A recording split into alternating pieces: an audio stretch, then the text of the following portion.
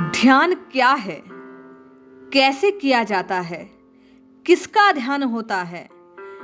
इन प्रश्नों का जवाब देते हुए पूज्य स्वामी श्री शरणानंद जी महाराज लिखते हैं, ध्यान से मन इसलिए उबता है कि तुम करते हो, होता नहीं है ध्यान। जगत की स्मृति को सत्ता देकर आप प्रभु का ध्यान करना चाहते हैं, जो सर्वथा असंभव है।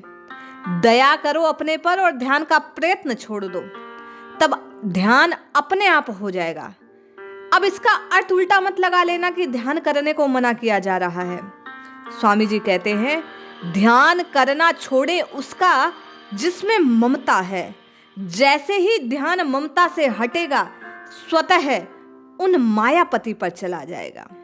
ध्यान क्या है, इस बात को स्पष्ट करते हुए स्वामी शरणानंद जी कहते हैं, जिसकी जरूरत होती है उसका ध्यान अपने आप होता है, उसी का चिंतन होता है। ध्यान किसका होगा? स्वामी जी कहते हैं, जिसकी आवश्यकता आप अनुभव करोगे, जिसकी स्मृति जगेगी, उसका ध्यान होगा।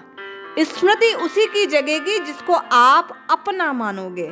तो एकदम ध्यान कैसे कर लोगे? पहले तो ये देखो कि जिसका आप ध्यान करना चाहते हो वह आपका अपना है या नहीं, अभी है या नहीं। ध्यान किसी का नहीं करना। किसी का ध्यान नहीं करोगे तो परमात्मा का ध्यान हो जाएगा। किसी का ध्यान करोगे तो वह फिर किसी और ध्यान में मात्र ध्यान रह जाएगा। स्वामी जी कहते हैं, क्या वह ध्यान भी कोई ध्यान है जिससे उत्थान हो जाए? यदि ध्यान में अनंत का दर्शन होता है तो ध्यान के उत्थान में किसका दर्शन होता? क्या अनंत से भिन्न किसी और की सत्ता है? कदापि नहीं। जिसे हम ध्यान में देखते हैं उसी को तो हम ध्यान से देखते हैं, उसी का उत्थान होने पर देखते हैं। तभी ध्यानी का ध्यान अखंड होगा, उसे सर्वत्र अपने प्रियतम का अनुभव होगा। स्वामी जी कहते हैं, ध्यान किया नहीं जाता बल्कि हो जाता है। जिसे अपना मानोगे, जिसकी आवश्यकता होगी, जिससे प्रेम करोगे, उसका ध्यान निरंतर होगा। जिस मन से शरीर आदि वस्तुओं का ध्यान निकल जाता है, उस मन से भगवत ध्यान स्वतः होता है। आवश्यकता और अपनापन ध्यान का मूल है।